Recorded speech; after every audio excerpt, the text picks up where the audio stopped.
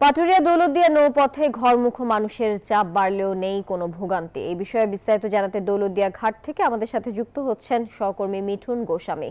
মিঠুন, ঈদ উপলক্ষে যাত্রী চাপ কেমন দেখছেন আর বর্তমানে কয়টা ফেরি চলাচল করছে, বিস্তারিত জানাবেন।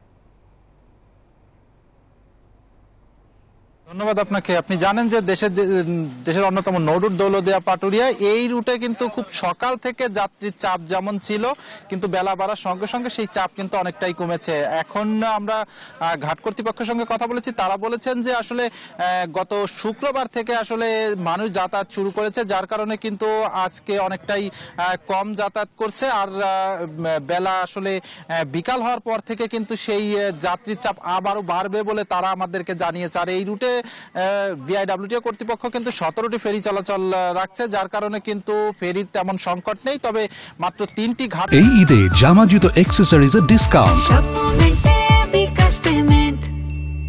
থাকার কারণে কিন্তু 7 নম্বর ফেরিঘাটে অনেক সময় কিন্তু ফেরি পল্টন পাচ্ছে না, সেটি কিন্তু এক ধরনের কিছুটা ভোগান্তির ব্যাপার হয়ে পড়েছে। আর যাত্রীদের সঙ্গে কথা বলেছে, যাত্রীরা আমাদেরকে জানিয়েছে ঈদকে কেন্দ্র করে কিন্তু এই রুটটি যেহেতু একটি গুরুত্বপূর্ণ রুট, এখান থেকে দক্ষিণ পশ্চিমাঞ্চলে প্রায় 28 জেলার মানুষ যাতায়াত করে থাকে। এইখানে কাটাগাড়িতে যারা আসছে তারা কিন্তু কিছুটা ভোগান্তির শিকার হচ্ছে আসলে যখন ঘাট পার হয়ে তার গন্তব্য স্থানে যেতে যাচ্ছে, তখন কিন্তু যে ভাড়া, সেই ভাড়ায় কিন্তু অনেকটা ক্ষোভ রয়েছে, কারণ অনেকের কাছ থেকে কিন্তু বেশি ভাড়া আদায় করা হচ্ছে।